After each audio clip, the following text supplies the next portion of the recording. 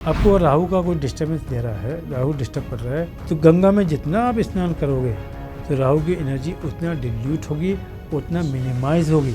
आप कौन से ऐसे पैरामीटर्स को देखते हैं, कैसे आप ये डिसाइड करते हैं कि अब इस इंसान को बिजनेस करना चाहिए और ये पैरामीटर्स हैं जो इसको फॉलो करने चाहिए? The 7th house is the leader for the business and 6th house is the leader for the job. 7th house is damage. There is so many possibility you can start the business, it may or may not be survived. In my view, astrology is not simply a prediction science. Astrology is the probability science. आप कितने भी गुण मिला लो, अगर आपने mindset check नहीं किया तो वो डिस्टर्बेंस पैदा करे। बहुत हॉरोस्कोप में राजयोग होता है, लेकिन उसको राजयोग के फल कभी नहीं मिले। राजयोग आगे चला गया तो, लेकिन उसको समझ नहीं थी कि राजयोग को मैं यूटिलाइज कैसे करूँ। राहु को कंट्रोल कैसे होगा? ज्ञान से। माँ सरस्वती, अब माँ सरस्वती राहु की एनर्जी को बैलेंस कर सकती है, कंट्रोल कर सकती है। कुंभ में आज की 40-50-60 करोड़ लोग नहा के आए हैं, ये नहाने गए थे। क्यों? कि जो हमारे ग्रह नक्षत्र पे स्नान करने से, उस दिन पे जो खास है स्नान करने से आपके कई ग्रह कंट्रोल होते हैं। लाइफ में तरक्की किसे नहीं चाहिए? इंसान ज़िंदगी में चाहे कुछ भी कर रहा हो, उसे वहाँ पर तरक्की, सक्सेस की एक बहुत बड़ी रिक्वायरमेंट होती है। इसलिए शायद लाखों कॉरपोरेट में काम करने वाले लोग अक्सर ये ख्याल अपने मन में रखते हैं कि जॉब छोड़कर बिजनेस कर लेना चाहिए, लेकिन बिजनेस सक्सेसफुल होगा या वहाँ पे उन्हें फेलियर का सामना करना पड़ेगा, ये अपने आप में एक नई कहानी होती है। कुछ लोग होते हैं जो जॉब में भी सक्सेसफुल हो जाते हैं, कुछ लोग होते हैं जो बिजनेस में सक्सेसफुल होते हैं। ये सारी चीज़ें क्या सिर्फ ग्रह नक्षत्रों का खेल है, या इसके पीछे ग्रह नक्षत्रों के अलावा कोई और भी एक फोर्स है जो आपको लीड करती है? इन सारी चर्चाओं पर बात करने के लिए आज हमारे साथ मौजूद है doctor Satyendra Srivastava.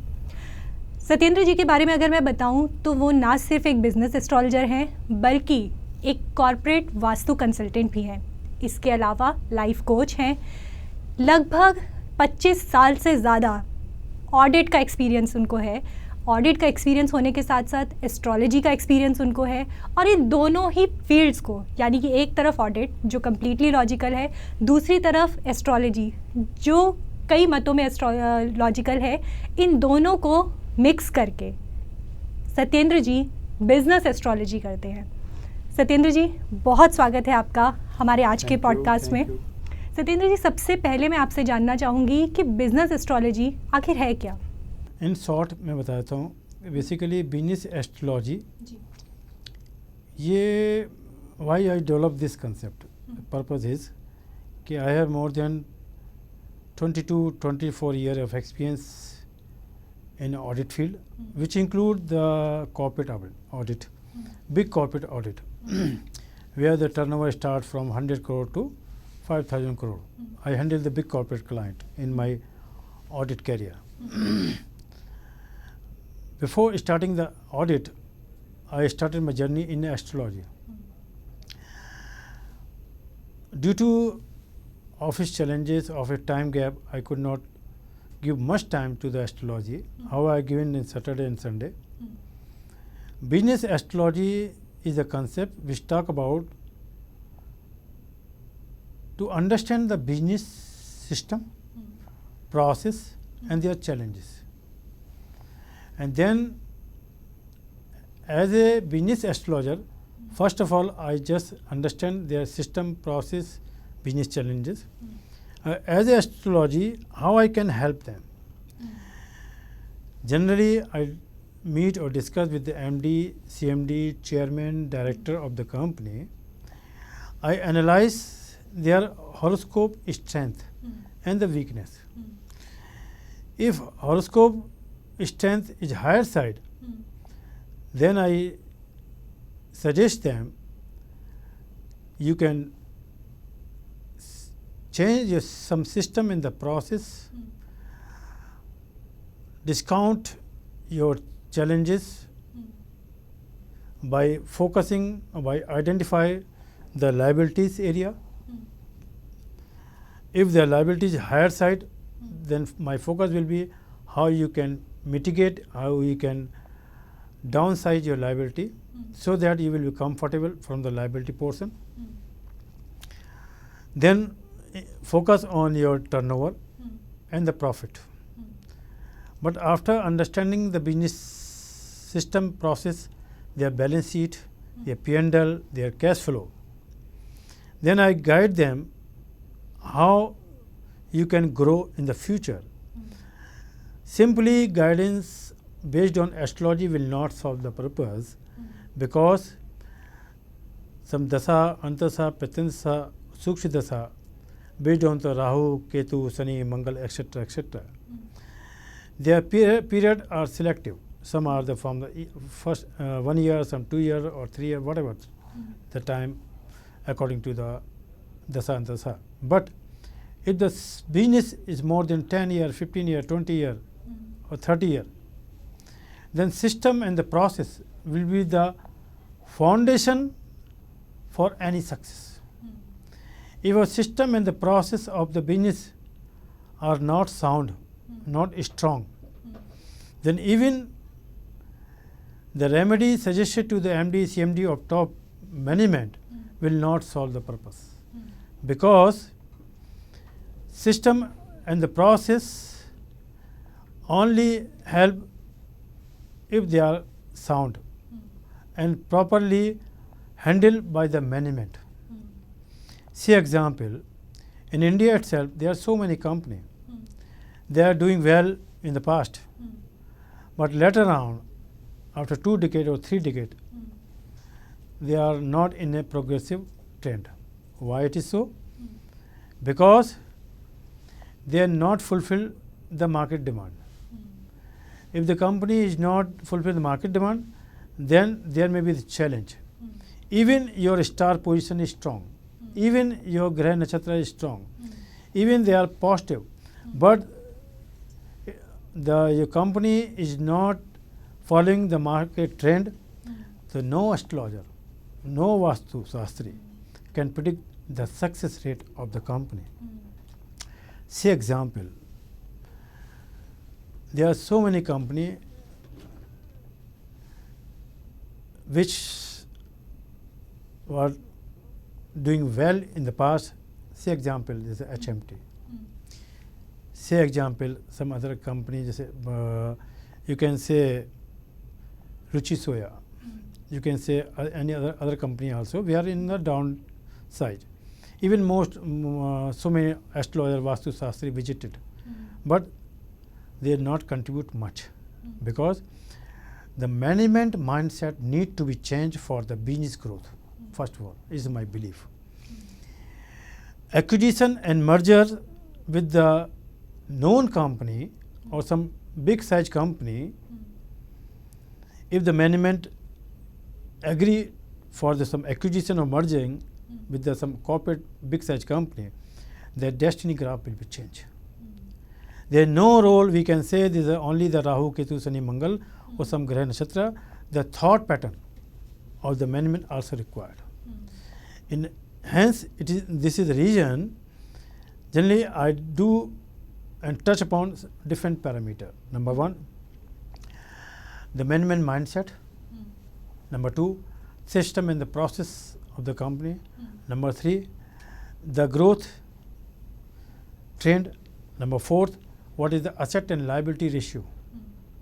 Then I suggest astrological remedies, because the astrological remedies will be work when the other parameters are aligned for the success parameters or success growth. But Satyendra ji, suppose कि एक चार्ट हम देख रहे हैं जिस चार्ट में बिजनेस दिखता ही नहीं है एज़ पर द एस्ट्रोलॉजी. ये हो सकता है कि वो चार्ट जो है वो जॉब के लिए ज़्यादा बेटर है और उसमें बिजनेस उतना दिखता ही नहीं है. इन दैट पर्टिकुलर केस हम ये कैसे डिसाइड कर सकते हैं, या आप कौन से ऐसे पैरामीटर्स को देखते हैं, कैसे आप ये डिसाइड करते हैं कि अब इस इंसान को बिजनेस करना चाहिए और ये पैरामीटर्स हैं जो इसको फॉलो करने चाहिए? Basically, as we discuss about if you go in the astrological concept, the 7th house is the leader for the business, and 6th house is the leader for the job. Other than 7th house, we have to consider the Lagna position, and the Navant position, 9th house position also check. This, in my view, Lagna, first house, second house, 7th house, 9th house, and 10th house, and 11th house. These are the house need to be considered if you are going for the business. But in addition to this, need to be considered what are the Mahasa, Antasa also required. If you go in a micro level analysis, if the person are married, then his wife, husband, horoscope also need to be checked. For business. Yes. Okay. Because business only possible if the energy of the stars are supported. Okay. Right? If your major leader is house, 7th house is damaged, there is so many possibility you can start the business, it may or may not be survive. But on the other side, your 7th house is not strong, but your other parameter are strong, then business can be protected by the outside forces also. Say example, your board member are strong, your consultant are very powerful, your employee are very supportive, then the business can be run. But it is a subject matter of the research. In my view, bluntly predict about the business is not a favorite answer, I say.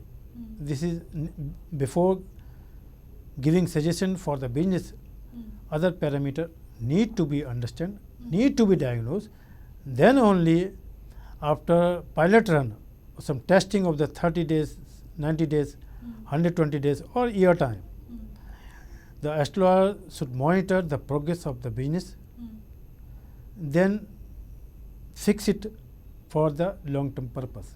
Otherwise, bluntly say your horoscope for the business will not solve the purpose. Same way, in case of the person doing job or interested in job, the 6th house need to be considered first. Then other than 6th house, your Lagna position, your 2nd house, your 10th house is also strong, and 11th house. In my view, 6th and 10th house, it should be very much strong for the job point of view.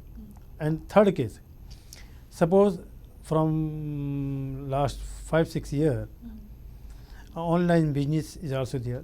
The people are doing job as well as the online business, whatever. In such cases, the closely combination of the stars in a different parameter need to be understood or need to be diagnosed before giving any prediction. Because astrology is not, in my view, astrology is not simply prediction science. Astrology is the probability science, right? In my view, astrologer is a life coach or business coach, you can say, which can give guidance.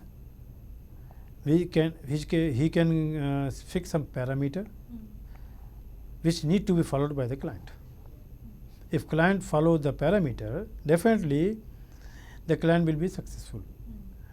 But other than astrology, other than system in the process, I also consider the thought pattern, the person mindset. If horoscope is everything is okay, perfect, but mindset is not positive. What is the reason? It may be some health challenges, in the finance challenges, or some other hidden or non-hidden challenges. If your mindset or your neuro pathway is disturbed, then first of all, neurological alignment and mindset need to be focused first before giving any suggestion or consultancy in terms of the business or in terms of the job also. In my view, in more than 25-26 years of experience, I've seen so many horoscopes. But now from last 5-6 years, I majorly focus on the mindset first. What are the mindset? Then I move on other direction. In case of business, as I told, management mindset, business system and the process, then horoscope. So, Satyendra, suppose if a chart of a person doesn't show the good marriage, right? Because 7th house जो हम consider करते हैं वो marriage के लिए भी consider करते हैं, और आपने बोला कि 7th हाउस जो है वो बिजनेस के लिए भी कंसीडर किया जाता है. Yes. बट सपोज कि 7th हाउस में प्लेसमेंट्स ऐसी हैं कि जिसकी वजह से मैरिज तो अच्छी नहीं है, तो क्या ये कहा जा सकता है कि अगर हस्बैंड वाइफ या पार्टनर्स जो हैं वो साथ में बिजनेस करते हैं तो बिजनेस के लिए किस तरह से रहने वाला है? बिजनेस के लिए बेनिफिशियल होगा या बिजनेस में भी मैरिज की तरह प्रॉब्लम्स आ सकती हैं? Very good question. 7th house is responsible for the partner. Partner may be the life partner. Partner may be the business partner. In such case, before, if you take the case of the marriage, in case of marriage, most of the astrologer or pandit, they do the gul milan. 36 गुण में कितने लोग गुण मिल रहे हैं, they generally do. जो मेरा अपना अनुभव है, मैंने देखा कि आपका गुण मिलान के अलावा, कितने गुण मिले उसके अलावा, बुकुट दोष, नाड़ी दोष, ये इसके अलावा आप अलाइनमेंट माइंड सेट भी जो देखिए, एक हस्बैंड मान लो इंट्रोवर्ट है, वाइफ एक्सट्रोवर्ट है, तो बेसिकली वहाँ पे हमेशा तनातनी चलेगी, राइट? तो ये आपका जो बिहेवियर पैटर्न है, जो माइंड सेट है, वो भी एस्ट्रोलॉगर को कंसीडर करना चाहिए. क्यों? रीज़न, क्योंकि आप कितने भी गुण मिला लो, अगर आपने माइंड सेट चेक नहीं किया तो वो डिस्टर्बेंस पैदा करेगा. तो मेरा पॉइंट ये है कि कोई भी पार्टनरशिप करने से पहले आप ये देख लें कि शादी का पार्ट एक अलग हो गया, माइंड सेट वाइफ का, उनकी फैमिली का, उनके पैटर्न क्या रहा, what is the past pattern of that family. अगर पास्ट पैटर्न फैमिली की जो है कि इनकी जो लड़कियां हैं, इनकी बहू हैं, इनकी फैमिली कल्चर है वो बहुत सपोर्टिव है, निभाने में बहुत अच्छा है, तो आप माइंड सेट के बेसिस पे, पैटर्न के बेसिस पे शादी को प्रेडिक्ट कर सकते हैं. अब हम बात करते हैं बिजनेस के लिए. तो बिजनेस में कई बार क्या होता है कि हम लोग पार्टनर तो बन जाते हैं, बिजनेस पार्टनर बन जाता है, लेकिन उस पार्टनर की स्ट्रेंथ और वीकनेस भी ज़रूरी है. अब थोड़ा सा मैं आपको एग्जांपल बताता हूँ और तो प्रैक्टिकल बेस पे. सपोज ए और बी दो पार्टनर हैं, वो आपस में ये डिसाइड कर लें, ए बिजनेस के बाहर बिजनेस को मार्केटिंग करने में हेल्प करेगा, बिजनेस की नए नए ऑर्डर लेके आएगा, नए नए क्लाइंट लेके आएगा, और बी उसको एग्जीक्यूट करने में हेल्प करेगा. तो आप काफ़ी हद तक पार्टनरशिप चल सकती है. दोनों ए और बी दोनों मार्केट जा रहे हैं और दोनों एग्जीक्यूट कर रहे हैं, तो कई बार क्लेश भी हो सकता है. ऑडिट एक्सपीरियंस मैंने देखा है कई बार कि कम लोग ज्वाइन करते हैं, पार्टनरशिप बनते भी हैं, साल 2 साल 3 साल रहते हैं, उसका अलग हो जाते हैं. और हर चीज़ का आंसर एस्ट्रोलॉजी में अगर ढूंढने जाएंगे तो आप परेशान होंगे. तो मैंने जो देखा अपने अनुभव में, तो सबसे पहले तो क्या आपकी एक्सपेक्टेशन थी पार्टनर से, और क्या वो एक्सपेक्टेशन पूरी कर पा रहा नहीं कर पा रहा. बार बार एस्ट्रोलॉजिकल चार्ट देखने से कोई फ़ायदा नहीं होगा, क्योंकि अल्टीमेटली क्या दशाएं अंतरदशाएं चेंज होती रहती हैं. लेकिन जो आपका माइंड सेट है वो इजीली चेंज नहीं होता, क्योंकि अगर बचपन से आप आउटस्टैंडिंग परफॉर्मर रहे हैं तो आपकी मेंटल जो फैकल्टीज़ हैं, आपका न्यूरो पाथवे उस बेसिस पर डिजाइन हो चुका होता है. और आप भले ही 2-3 साल में आपको डिस्टर्बेंस है, प्रॉब्लम है, चैलेंजेस आए, लेकिन आपका जो संस्कार है, आपकी जो पैटर्न है, वो पैटर्न आपको ओवरकम कर देंगे डिफरेंट चैलेंज के साथ. सत्येंद्र जी, इसमें एक मैं आपसे बात जानना चाहूँगी, बिकॉज़ बहुत बार ऐसा होता है कि मान लीजिए किसी बच्चे का जन्म हुआ, अब उस सेम डेट पे, सेम टाइम पे एक साथ बहुत सारे लोगों का जन्म हो सकता है ना, लेकिन फिर भी ग्रह नक्षत्र सेम होने के बाद हो सकता है दशाएं भी काफ़ी हद तक सेम हो. ये सब चीज़ें सेम होने के बाद भी एक इंसान, अगर हम बिज़नेस के तौर पर बात करें तो अंबानी या टाटा बन जाता है, और एक इंसान जो है वो एक मीडियोकर सी लाइफ जी रहा है, या एक मीडियोकर ज़िंदगी में मिडिल क्लास जॉब कर रहा है या इस तरह की चीज़ें कर रहा है, ये कौन से कॉम्बिनेशंस होते हैं जो ये डिसाइड करते हैं? बहुत अच्छा क्वेश्चन है। मैं इसका आंसर शॉर्ट में देना चाहूँगा क्योंकि इस पे मेरी रिसर्च बहुत डिफरेंट हुई है। बेसिकली ये बात फैक्ट है कि एक ही टाइम पे एक ही जगह पे बच्चे पैदा होते हैं तो उनकी डेस्टिनी अलग अलग की होती है। कई एस्ट्रोलॉजर कई बार लोग क्लेम भी करते हैं, कई जगह ठीक भी होता है कि जो आपका नक्षत्र लॉर्ड है, जैसे केपी सिस्टम में लोग बोलते हैं कि नक्षत्र चेंज होता है, नक्षत्र लॉर्ड चेंज होता है, मानता हूँ एस्ट्रोलॉजिकली वो होना चाहिए। लेकिन मैं आपको एक चीज़ और डीपर जाता हूँ। आप लोगों ने नाम सुना होगा एलन मस्क का। एलन मस्क से ज़्यादा पढ़े लोग भी हैं और भी लोग उसी टाइम पे पैदा हुए होंगे और वो उन्होंने उस लेवल पे प्रोग्रेस क्यों नहीं किया। सुंदर पिचाई किस लेवल पे हैं उसके टाइम पे बहुत लोग पैदा हुए होंगे। तो अब यहाँ पे आता है सोल, माइंड एंड बॉडी। ये सब्जेक्ट थोड़ा हटके है, इसका बिजनेस एस्ट्रोलॉजी से बहुत ज़्यादा लेना देना नहीं है, फिर भी मैं एक्सप्लेन करता हूँ। Soul, mind and body, basically आपकी जो बॉडी है, ये बॉडी जो है वो आपके माँ बाप से आपको मिलती है, वो उनकी बॉडी उनके माँ बाप से मिलती है। लेकिन जो देखा गया है, कई शास्त्र पढ़ेंगे, कई चीज़ पढ़ेंगे, तो basically soul is the ultimate boss.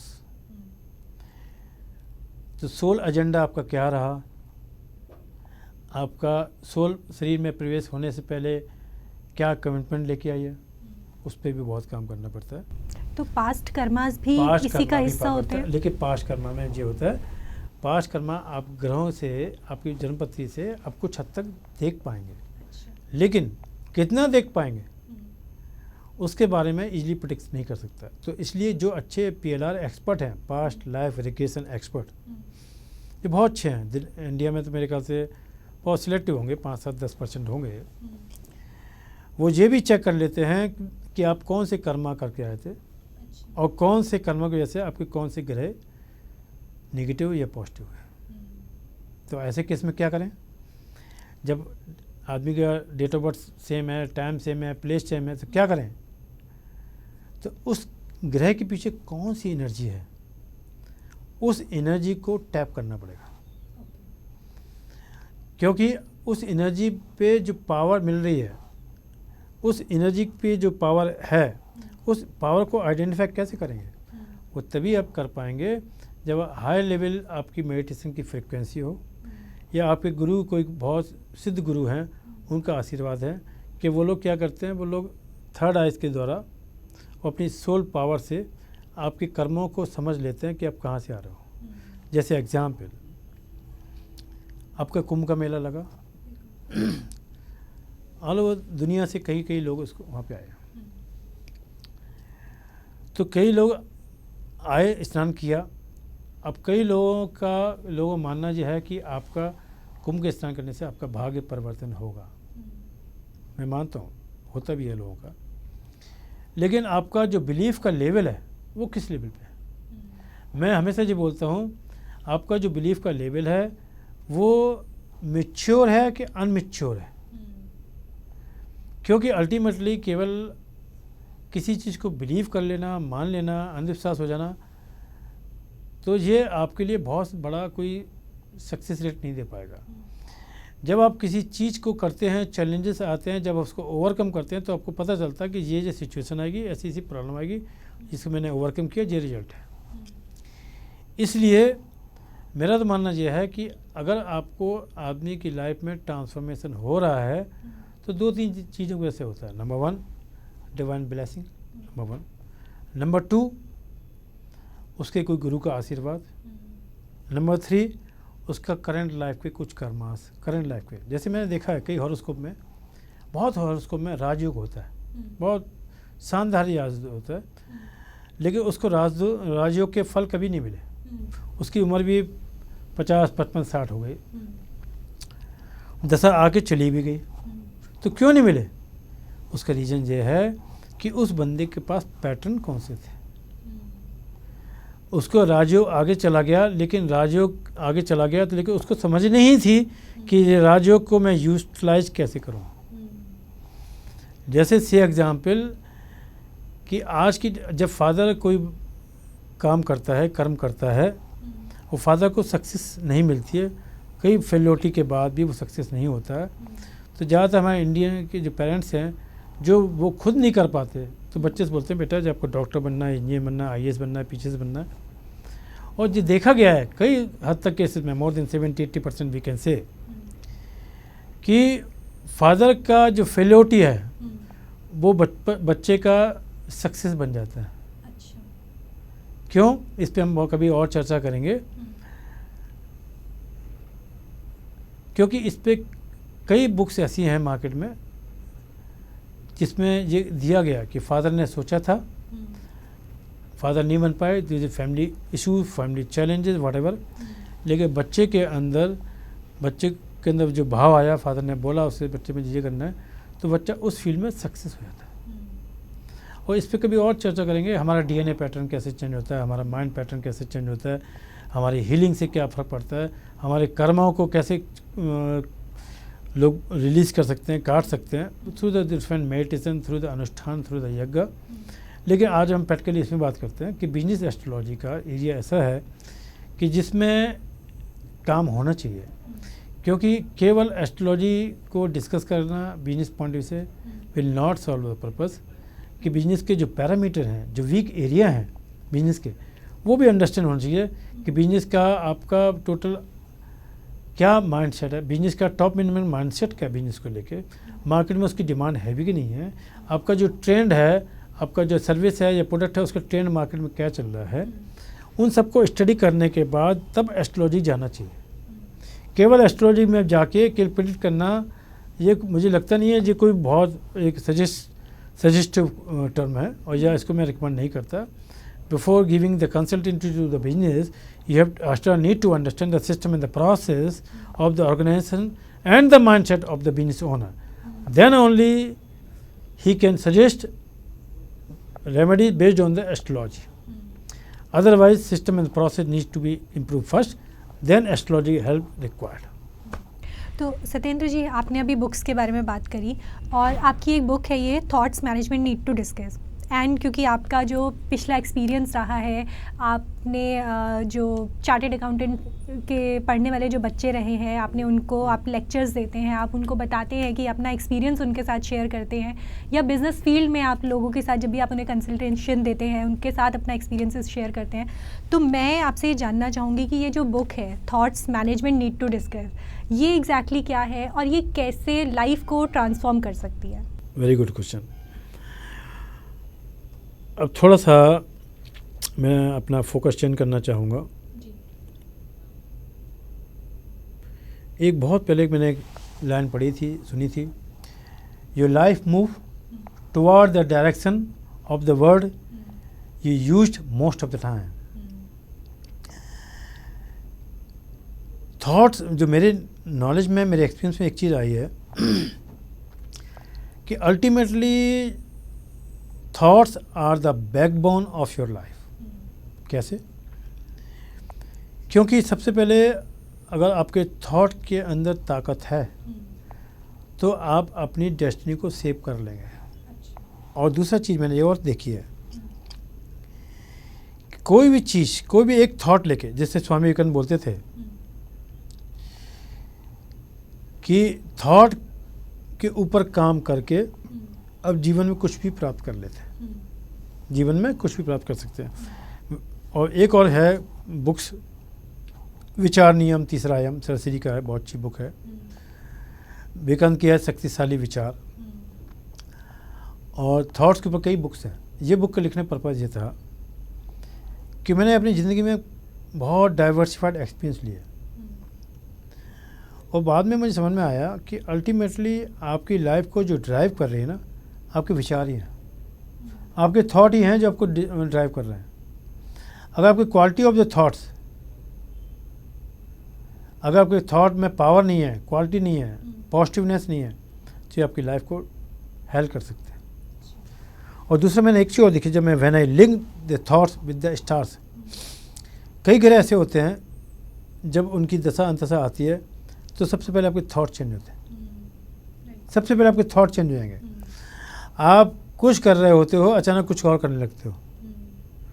तो थॉट की जो फ्रिक्वेंसी है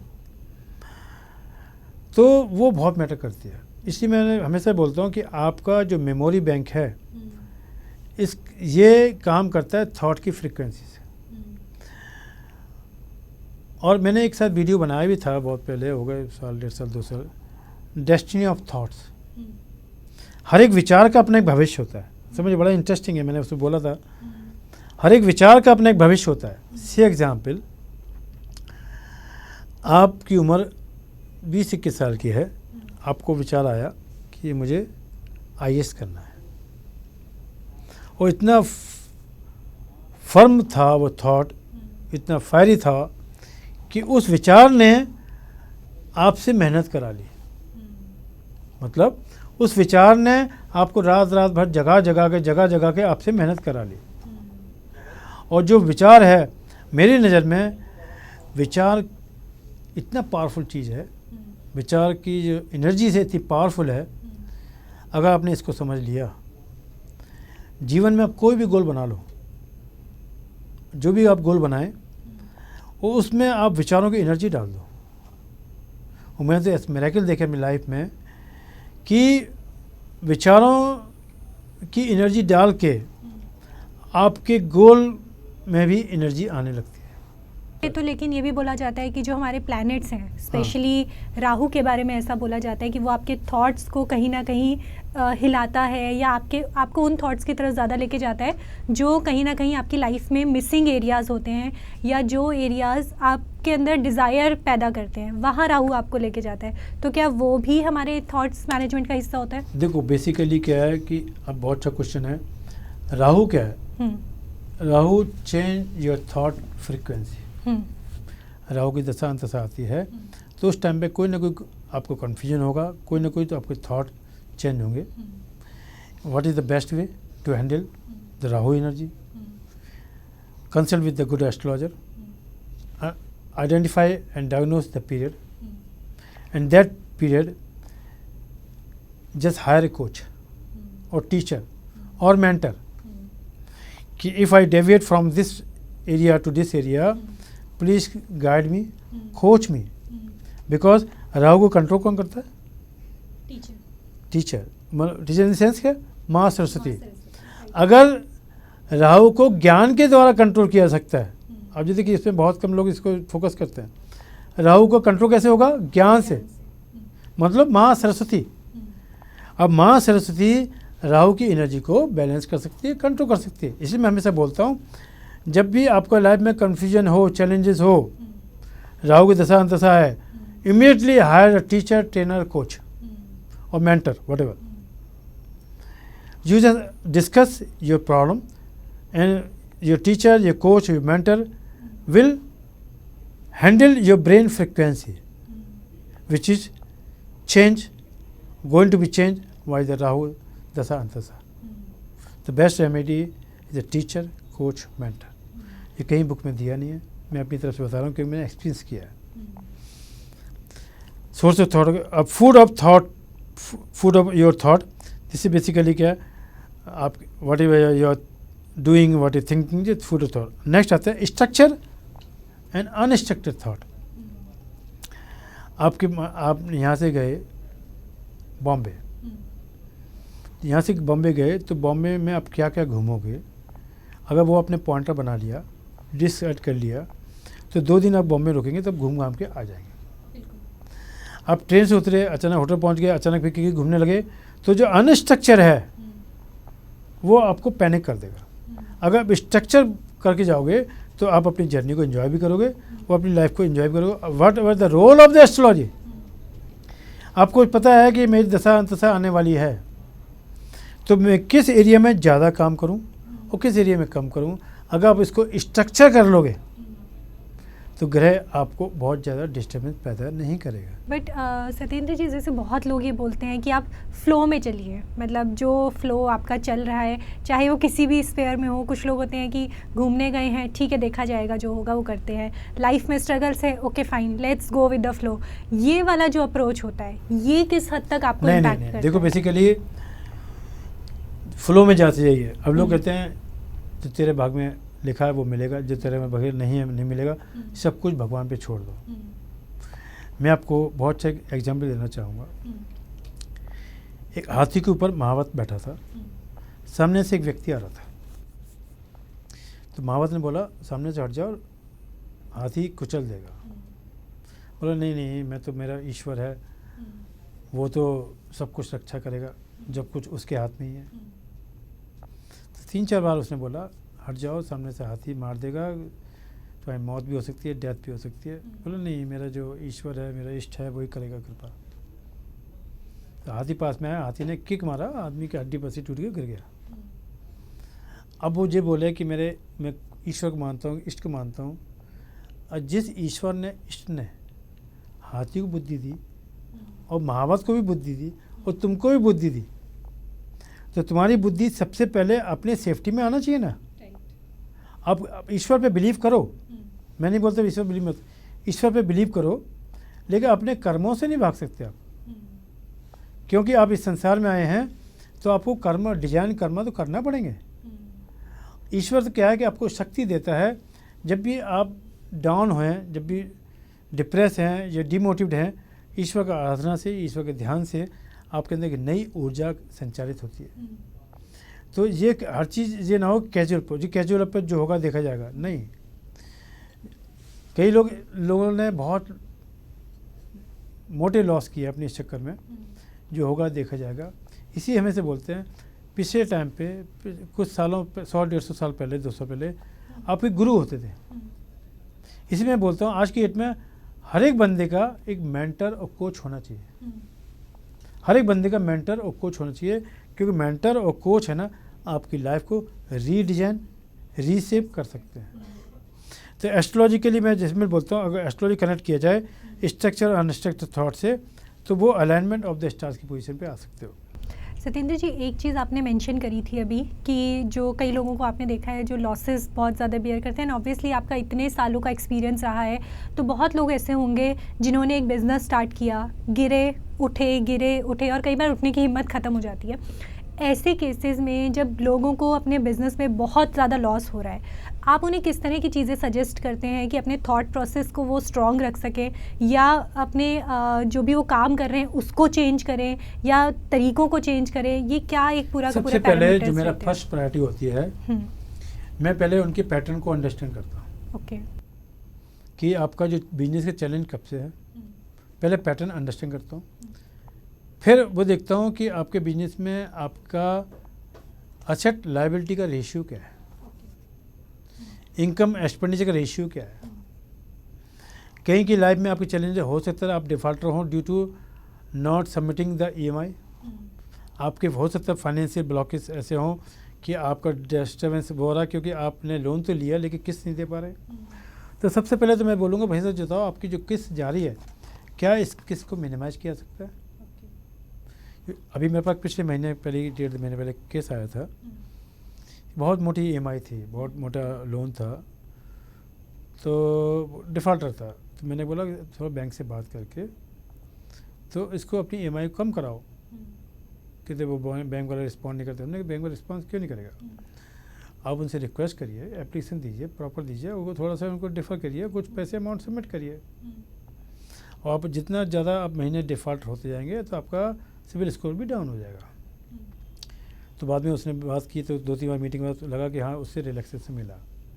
तो बेसिकली कौन सी चीज़ आपको माइंड को डिस्टर्बेंस पैदा कर रही है, पहले उसका रूट कॉज पकड़ लो कि आपका बिजनेस में चैलेंज ज़्यादा क्यों आ रहा है, कि आपकी लायबिलिटी हाई तो नहीं है, नंबर 1। नंबर 2, आप कहीं ना कहीं ये तो कई बार लोगों के अंदर सुसाइडल थॉट्स भी लेके आ जाती है, बिकॉज दे वो जो है अपनी लाइबिलिटीज़ को पे ऑफ नहीं कर पाते हैं, देन लाइफ एंडिंग उनको ज़्यादा इजी लगता है। इसी बोलते कोच और मेंटर होना जरूरी है। Even the coach and mentor is more important than the parents. Right. Because coach mentor knows what is the problem, how to overcome. Overcome, right. तो मैं बोला कि आपके जो चैलेंजेस हैं वो क्यों हैं, पहले उसको अंडरस्टैंड करो। क्या आपका लोन की लायबिलिटी या लोन के डिफॉल्टर आप हैं, ईएमआई नहीं दे पा रहे, पहले उसको प्लग इन करें, नंबर 1। दूसरा, आपका कस्टमर एक्विजिशन नहीं है ठीक, आपके क्लाइंट नहीं आ रहे, कस्टमर नहीं आ रहे, क्यों नहीं आ रहे, तो पहले देखो आपकी मार्केटिंग टीम कितनी स्ट्रांग है। तीसरा कि आपका जो प्रोडक्ट है मार्केट में सर्वाइव नहीं कर पा, तो जो उस प्रोडक्ट में कुछ चेंजेस करने की जरूरत तो नहीं है। अगर चेंजेस करने की जरूरत है तो उसको चेंज करिए, मॉडिफाई करिए। उसके बाद फिर क्या है कि आपका जो अदर चैलेंजेस हैं, अगर आपके नॉन चैलेंजेस हैं then you can plug in और इसको रिमूव कर सकते हैं। कई बार चैलेंज ऐसे होते हैं जो हिडन चैलेंजेस होते हैं, जैसे कि एक बार 2-3 केस मेरे पास ऐसे आए कि सत्यन मेरा मन नहीं था किसी को पैसे देने का, लेकिन मैंने दे दिया और वो डूब गए और हैंडसम अमाउंट थी। तो मैंने कहा सो मी योर हॉरोस्कोप, देखा उस हॉरोस्कोप में जो स्टार्स की पोजीशन थी उसकी बेसिस पर लॉस ऑफ मनी। तो मैंने कहा why you are not consult with the astrologer before starting the duration, can nobody guide me. Then I ask who is your teacher, mentor, coach, nobody. क्या जरूरत है, मैं खुद ही डिसीजन लेता हूँ खुद को। आपने डिसीजन लिया ना तो अपने बिजनेस में डाउन कर लिया, ठीक है।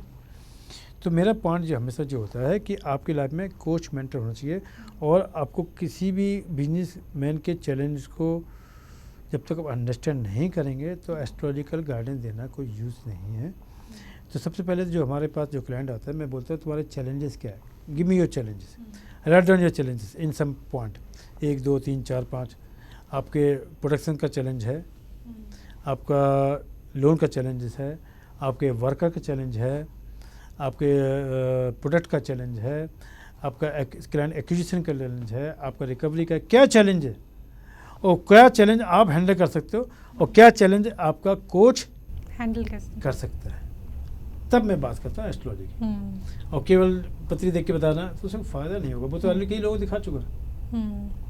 तो सत्येंद्र जी, इसमें अगर हम एक चीज़ और बात करें कि जैसे मान लीजिए जो भी लोग नए तौर पर बिजनेस फर्स्ट टाइम इन्वेस्टर्स हैं या फर्स्ट टाइम बिजनेस स्टार्टअप हैं, उनको किन चीज़ों का ध्यान रखना चाहिए, उनको अपने माइंडसेट को कैसे ट्रेन करना चाहिए, या उन्हें अपने थॉट्स पे, अपने प्लैनेट्स पे किस तरह की चीज़ों का ध्यान रखना चाहिए?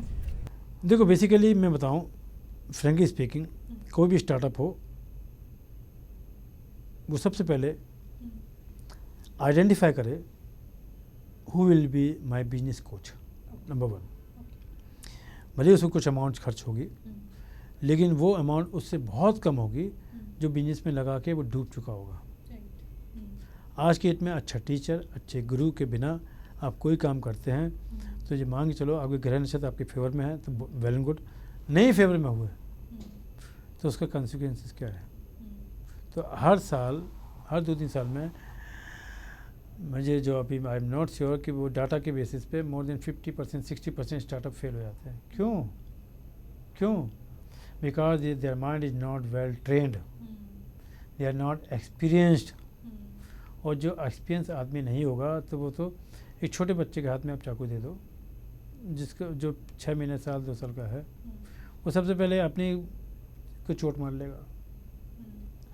एक बंदा जो समझदार है उसके हाथ में दोगे तो वो सेव कर लेगा।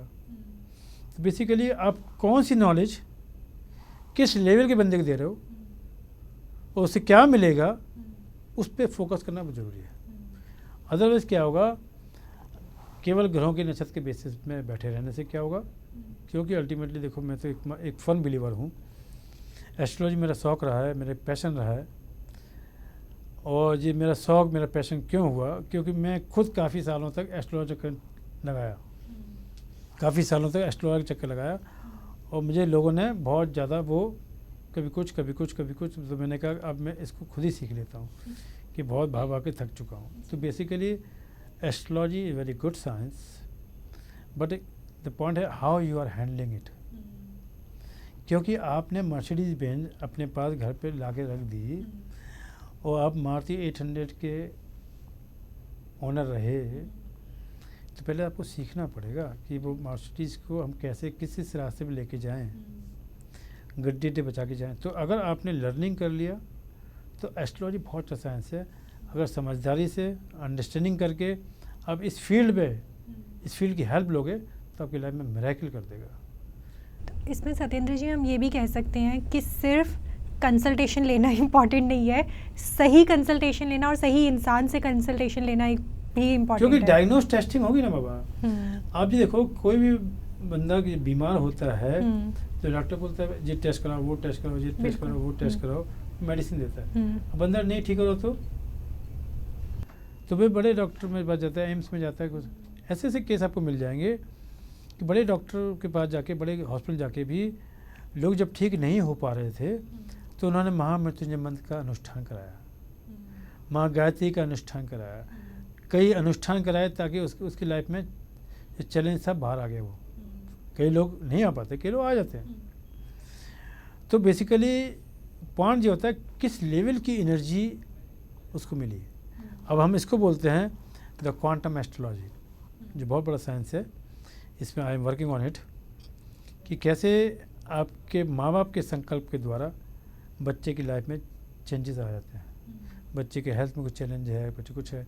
अब आप सिंपल एक चीज़ सोचिए, जब बच्चे का एग्ज़ाम होता है 10th का, 12th का, ग्रेजुएशन का, माँ टेंपल जाती है, माँ बाप टेंपल जाते हैं, वहाँ प्रसाद चढ़ाते हैं या नारियल बांधते हैं या धागा बांधते हैं और उनका बच्चा पास हो जाता है।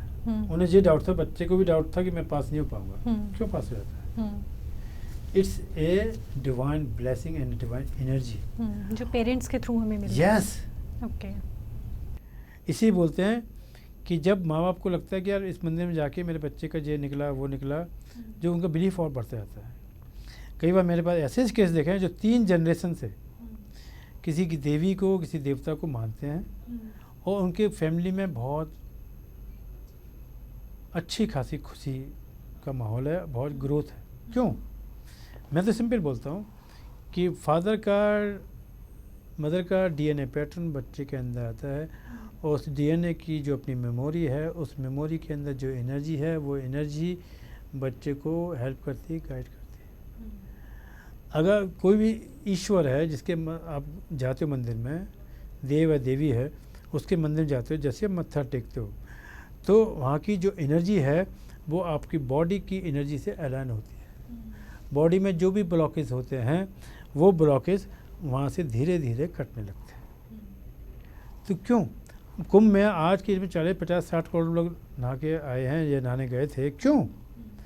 ये बिलीव भी है, प्रैक्टिकल प्रूफ भी किया गया है लोगों ने कि जो हमारे ग्रह नक्षत्र पे स्नान करने से, उस दिन पे जो खास है स्नान करने से आपके कई ग्रह कंट्रोल होते हैं। जैसे एग्जांपल, आपको राहु का कोई डिस्टर्बेंस दे रहा है, राहु डिस्टर्ब कर रहा है, तो गंगा में जितना आप स्नान करोगे तो राहु की एनर्जी उतना डिल्यूट होगी, उतना मिनिमाइज होगी। ओह अच्छा। यस। और आप सिंपल आप देखो, ये सब रेमेडीज़ का बहुत पार्ट है। क्योंकि मैंने अपने एक्सपीरियंस देखा है कि जो राहु की एनर्जी है और शनि की एनर्जी है, ये वाकई में लाइफ में कुछ भी कर सकते हैं। तो मैंने ये एक डिसाइड किया, मैंने एक अंडरस्टैंड किया कि हर एक व्यक्ति की लाइफ में एक कोच, एक मेंटर होना चाहिए। और बेटर होगा जो बिजनेसमैन है उनके लाइफ में वो कोच, वो मेंटर हो जिसको एस्ट्रोलॉजी, वास्तु का ज्ञान भी हो और बिजनेस का भी ज्ञान हो कि बिजनेस रन कैसे होता है, बिजनेस सिस्टम कैसे चलता है, प्रोसेस कैसे है, सिस्टम एंड प्रोसेस और बिजनेस का ज्ञान हो, प्लस उसको एस्ट्रोलॉजी, वास्तु का भी ज्ञान हो, तक वो कोच उसको प्रॉपर गाइड कर पाएगा। क्योंकि आपकी बिजनेस में कोई मोटा लॉस हुआ, उससे बेटर होगा कि आप कोच को हायर करके उसकी गाइडेंस पे काम कर लो। आज की डेट में बड़े बड़े बिजनेसमैन कोच को हायर क्यों करते हैं? उन्हें लगता है कि मेरी थिंकिंग पैटर्न, मेरी कैपेबिलिटी की लिमिट इतनी है, इससे ऊपर मेरी नहीं है, तो मैं ऊपर जिसकी है उसको हायर कर लेता हूँ। राइट। तो बड़े बड़े कोच हमारे इंडिया में, फॉरेन में भी हैं जो बिजनेस कोच है। एक भी कोच में भी कही है, बिजनेस कोच है, आपका माइंड कोच है, आपका हेल्थ कोच है, आपका करियर कोच है, आपका मनी कोच है, बहुत डिफरेंट है। तो आज की डेट में क्या लोग इतने कोच आ गए तो वो समझ में नहीं आता है सही कौन है गलत कौन सा है, बिल्कुल। किससे कंसल्ट करूँ किससे नहीं कंसल्ट करूँ। अब इस कंक्लूड करते हुए जो बुक्स को मैं जो बोल रहा हूँ मैं रिकमेंड करूँगा, जो बुक आपकी थॉट मैनेजमेंट की बुक है, ये बुक हर एक को पढ़ना चाहिए। क्यों पढ़ना चाहिए? क्योंकि इस बुक में मैंने सबको दिया structure unstructure thought, training to your thought. अपने थॉट को ट्रेनिंग कैसे कर देना है, how to train your thought. Your thought is just like a baby. जैसे बेबी को ट्रेनिंग देते हैं ऐसी थॉट को ट्रेनिंग दोगे तो थॉट आपके अकॉर्डिंगली चलेगा, वो आपको बहुत अच्छे रिजल्ट देगा। फिर एस्ट्रल इम्पैक्ट ऑफ थॉट, आपके जो एंसेस्ट्रल जो दादा परदादा हैं उनकी जो कर्मा के जो इम्पैक्ट हैं वो आपके थॉट में कैसे आएंगे वो भी इसमें मैंने दिया हुआ है। एस्ट्रोलॉजी एंड वास्तु साइंस में इम्पैक्ट कैसे होगा थॉट का, तो बेसिकली ये कुछ चैप्टर मैंने इसमें दिए हैं और इसको आप 2-3 बार पढ़ेंगे तो आपको वाकई में बहुत डीपर लेवल पे अंडरस्टैंडिंग होगी। इस बुक को लिखने में मुझे 8-8.5 महीने लगे और मैं धन्यवाद देता हूँ उस डिवाइन का जिसने मुझे इस लायक समझा कि मैं बुक लिख पाऊँ। हम ये कह सकते हैं कि आपके 25 सालों का जो एक्सपीरियंस है वो इस किताब में बसा हुआ है। 25 सालों का जो एक्सपीरियंस है उसका मेजर पार्ट इस किताब के अंदर है। ठीक है, तो सत्येंद्र जी आई एम श्योर कि ये किताब पढ़ने के बाद लोगों की लाइफ ट्रांसफॉर्म होगी। स्पेशली वो लोग जो भी लाइफ में नया कुछ करना चाहते हैं, वो थॉट्स अपने पास रखते हैं लेकिन वो थॉट्स कहीं ना कहीं चैनलाइज नहीं हो पाते हैं। yes. उन्हें ये हेल्प बहुत ज़्यादा करती है। बेसिकली इसमें हमने चैप्टर 144 में लिखा था tool and technique for thoughts management. Thoughts को मैनेज करने के क्या टूल होंगे, क्या टेक्निक होगी, उसमें एक पार्ट मैंने दिया था मेडिटेशन, एक पार्ट मेडिटेशन, दूसरा मैंने डाला है ब्रीदिंग, तीसरा मैंने डाला जनरलाइजेशन। आप जनरलाइज करिए लिखिए। तो इस टाइप के कुछ मैंने टूल एंड टेक्निक डाले हैं कि और फिर एक है हीलिंग। तो कैसे, क्योंकि basically thoughts is just like a baby, जो मेरी अंडरस्टैंडिंग हुई है, thought is just like a baby, you have to take care properly, you have to give training, feeding, training भी दो, फीडिंग भी दो, और उसको मॉनिटर भी करो, उसको नरिशमेंट भी दो, तब वो धीरे धीरे बढ़ेगा। और जिस दिन भी आपका थॉट मैच्योर हो जाता है, मतलब थॉट की उम्र हो जाती है, चाहे वो थॉट 3 महीने का हो, चाहे 6 महीने का हो, चाहे साल का हो, चाहे 2 साल का हो। जैसे बच्चा होता ना 3-6 महीने को समझ में नहीं आता, जैसे 6 महीने से ऊपर बढ़ता है तो वो अंडरस्टैंडिंग समझ जाता है, अपने माँ बाप अपने भाई बहन को पहचानने लगता है। ऐसी थॉट क्या करता है, जो सेम फ्रिक्वेंसी वाला थॉट को वो अट्रैक्ट करता है। जब आप न्यूरो पाथवे में, न्यूरो साइंस में और जाएंगे तो पता चलेगा कि आपकी थॉट की पावर क्या है। और 2 चीज़ पैरामीटर मैंने अंडरस्टैंड किया, thoughts and emotion. Thoughts control the mind and emotion control your heart. If your heart and mind join together, then you can grow in your life.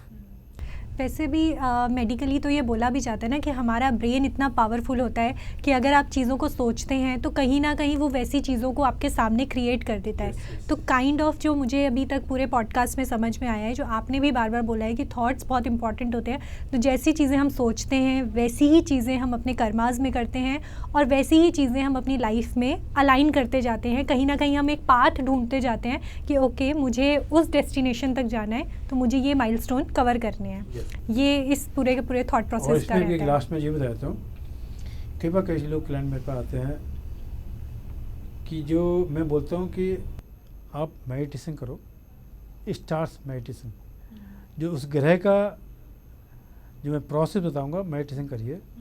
जब आप मेडिटेशन करेंगे रात में सोने से पहले, सुबह उठने के बाद, तो ग्रह का जो नेगेटिव इम्पैक्ट है वो भी अब काफ़ी हद तक आपकी लाइफ से दूर हो सकता है।